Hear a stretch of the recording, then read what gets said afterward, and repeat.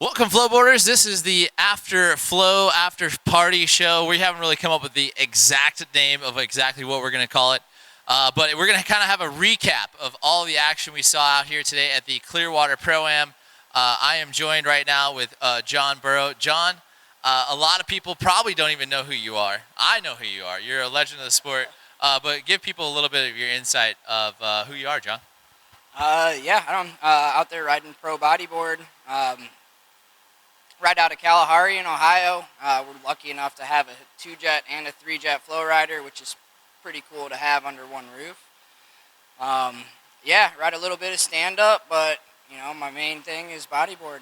How long have you been riding for? Ooh, that's a tough one. 13 years maybe, somewhere around that. 13 years. So you've been around on tour. You've watched kind of the tour change and kind of morph a little bit more. Tell us a little bit more like when you started out. What was the Flow Tour feel like? Oh man, when I started out, first of all, the tricks were not like they are now, and the amplitude has gotten huge as well. It was just a lot more grassroots back then, and it's been really cool to see it grow, especially in the recent years.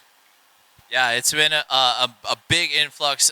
This year alone, we've added a lot more stops to our tour. We started off here at the Clearwater Pro-Am.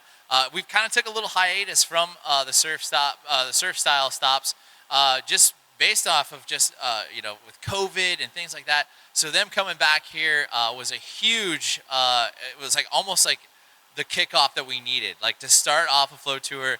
You were here all day watching the action. You were kind of behind the scenes. You were competing in it. Tell us, what was the vibe for you? What did it feel like? Man, it was high vibes all day today. It was really cool because I think, 10 years ago or so, I remember being at this stop, and they go all out with the prizes. You saw wakeboards, you saw skateboards, penny boards, Oakley sunglasses. It was all out. Plus the cash prizes for pro. Yeah. They really take care of you here. Yeah, they had big name sponsors. Huge shout out to Monster. Huge shout out to Prime. Bucked was out here as well. Bucked Energy Drinks. And then Celsius was out here as well. This is what a competition needs to feel like. They had the right vibes. Everyone was stoked. And this is, again, if you've never been to a surf style before, this is a retail store where they completely sell out board shorts. They've got T-shirts. They got bikinis. And then they got all your beach accessories as you need. And here we have a single jet FlowRider that's been here for almost 15 years. Isn't that crazy? And not only to mention, this FlowRider has moved around 3 times, right? This FlowRider has moved around that many times, which is a crazy consumption. And it's a dinosaur, shall we say. But the cool part is that we came out here, we kicked off the Flow Tour, and we saw some phenomenal riding. And it's been great to see, and you can contest as well. Watching some of the junior divisions, you got to be a little bit mind blown here. Like these junior kids, we saw Rhett Powell. That kid is a dominant force in the junior bodyboarding division, and he continues to keep pushing and took not only the junior title in bodyboarding, but took it in stand-up as well. What do you guys say about Rhett? He's got to be a good rider. Man, his third run in bodyboarding, he really threw it down. You saw him throw rodeos, and he was getting the amplitude. He was throwing prone tricks. It was cool to see. Just going huge. And everything was clean, too, and that run really sealed the deal for him. Yeah, so watching as a professional bodyboarder and you see those junior kids, does it kind of amp you up a little bit, or does it make you a little bit jealous because you wish you were that age knowing what you know now, right? Man, a little bit of both, for sure. It's amped up just to see how far they're pushing it. And man, if I was throwing those tricks at that age, it gets me a little scared in the pro division. It feels like they're coming up quick. They are, and then you watch them, and they continue just to keep pushing themselves, and you almost start to think too, like you would know. You work at an indoor water park up in Ohio. You have the ability to ride all year round, so you continue to get better. These kids, they have an off season. Their wave shuts down. They have nothing else to do. And to see them still come out with that kind of dominance shows you that their riding level is just so high, and they are so passionate about that sport. A huge shout out to Becky Powell. Every time the Groms are at the wave, we know, we see them watching it. And I absolutely adore the fact that this is a family sport. and you're a family man. I mean, how excited are you for your Grom out here? Oh, absolutely. I'm planning on bringing him out to at least one stop and then bringing the family out to Myrtle Beach later, Oh, yeah, which I'm super excited Myrtle about. Beach is a great location. We'll also have another Pro-Am stop there. That'll happen at the end of September. Make sure you stay tuned on our Flowboarders and FlowRider network to find out when that date is. I'm pretty sure it's like the 28th, 29th of September, which is going to be super sick. We visited there last year. I look to have another big blowout party out there in Myrtle Beach. Can't wait for it. Definitely. And speaking of more of the tour stops, you're planning on going to the next one. What's your next tour stop you're going to go to? Heading to the Grove. Oh, yeah. Yeah. I think we got practice tomorrow, if I'm not mistaken, Yeah. and then the competition the next day. Then heading to Solara to see the pros really throw down, which is going to be super fun to watch. Yeah. Watching this format today, going live, again, these riders, the pros in the stand-up format, get 2 runs where they got to throw down their best stuff, 40 seconds on the clock for them, their best run counts, and then they go to this best trick format. And it's the same thing we're going to do with the game of flow. Let these guys take a breath, just throw down their biggest, nastiest tricks, and watch these guys go to work. Today we saw Scott Callens throwing down that front foot impossible. He's almost made it look like he's doing it like a 360 shove it now, isn't it? Is it crazy? Effortless. It's effortless. I know I got a little bit of footage today. If you want to check out the Instagram, it's Jon Flow. Definitely got some of those tricks on there, and man, just how clean it was and how big they're throwing them. It's awesome to watch. And then the craziest part for it, and hopefully you guys have stayed on that Stacked app, the scoring today was incredibly close. Nate Newman and Scott Callens within, I think, 110th of each other. Like, that's crazy. We're starting to use more decimal placements than we've ever had before. That scale of us going from just to a 10 and 0.5 is out the door. We need every number out there to this point now. And you got to see these guys go round for round. And it felt like they struggled at the right times. Like one would go out and do a great run, the other one would go out and do a great run, and then the next one would throw away a run, and the next one would throw away a run. It was that close all the way through. Yeah, I mean, it's definitely tough when you have single jets, double jets, and triples coming from like a double or a triple down to a single. You can tell, sometimes people are used to those singles and they're able to just throw their best stuff real quick. It takes another level of skill to come from a bigger wave and then throw down on something where you don't have as much room. Yeah, especially here, a single jet FlowRider. Everything was tight. You can tell us today. In your runs, it felt like you just ran out of room, right?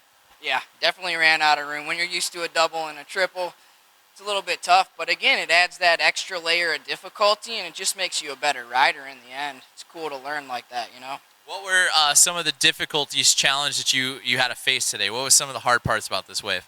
Oh, man, definitely just being a single jet and just running out of room. I like to throw my tricks a lot more laid out, and to not have that room, it's challenging. Yeah, so looking forward to the Grove competition this weekend, Saturday and Sunday. We're really looking forward to lock you in. Now, the pro division here in the bodyboard, you're always chasing after Daniel Tropchek. What can you say about that legend out there? Oh, man. I mean, his tricks are precise, they're clean, they're huge, and he's throwing some of the hardest stuff in the books. One thing right after the other. It's pretty impressive to watch. Then you got Eli Weeks out there just throwing stuff just to the moon. Yeah. Joel Stevens with those combos. I mean, big spin, DK roll, big spin. Yeah, you never know one of his trademark moves is that big spin, drop knee roll into another big spin, and it is just like on a cadence. It is that quick, snapping through it. But what does it take? And you're chasing after this. What does it take to dethrone Daniel Tropchek? It's gonna take, having everything clean, no falls, obviously. You're going to have to go board to board. You're going to have the amplitude. Obviously, you're going to have to hit those tricks. They're going to have to be on point.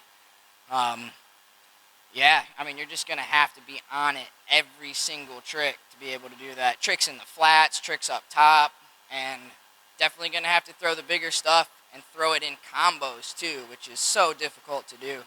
Yeah, those combos really have elevated the style and the overall impression of the bodyboarding division. Now it's you're not wasting time in between. And the judges will see it. I mean, they're the first ones to point it out. If they don't feel like that cadence is fast enough, they're going to call you out on that. You're going to see it in that scores. And that's why it's so important for all the riders out there. Download that Stacked app. You guys can see exactly what the judges are trying to say to you now. Like, hey, this was cool. This was not cool. And you guys can now start to decipher through that. Some of the new things, too, that we also implemented this year is now we have a scoring-based system for that best trick for the stand-up riding.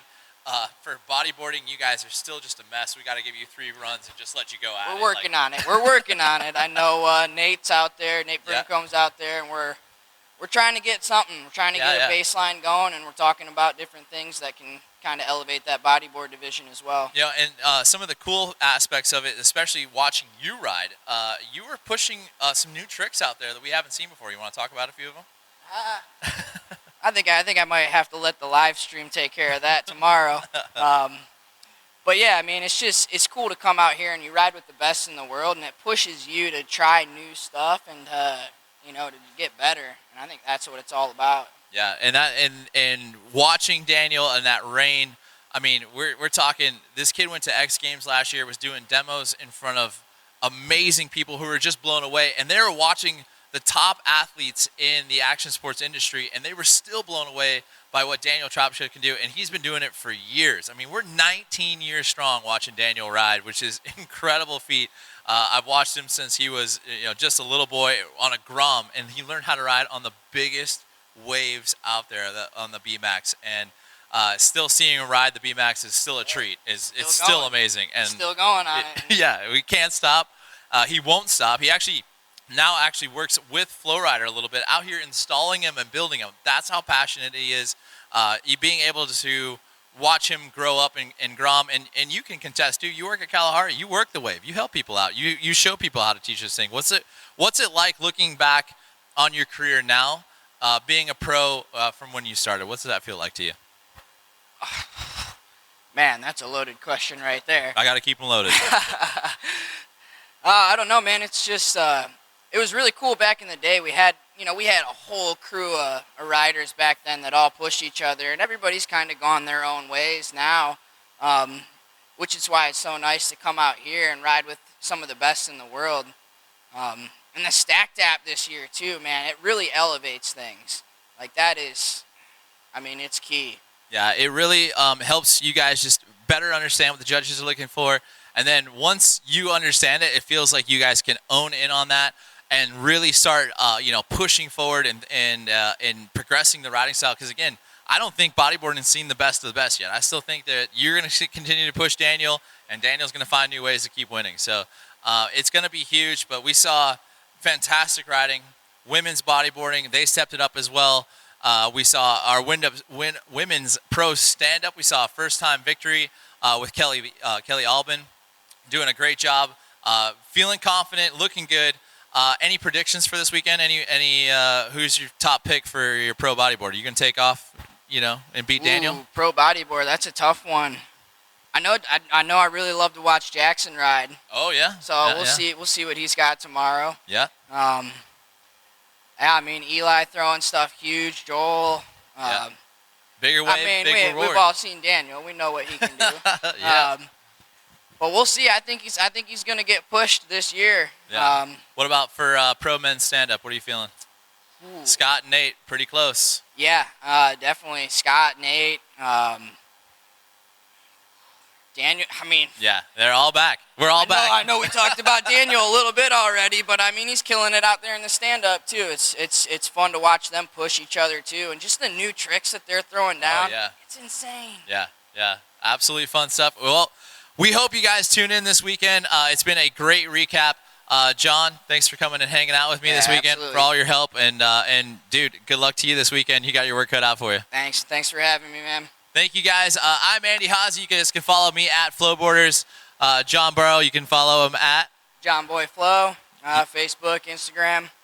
Yeah, make sure you guys do that for us. And as always, like, subscribe, and follow the FlowRider Inc. page. We're going to keep you guys updated all year long. More recaps coming from this weekend. We can't wait to tell you guys all about it. We'll see you guys soon.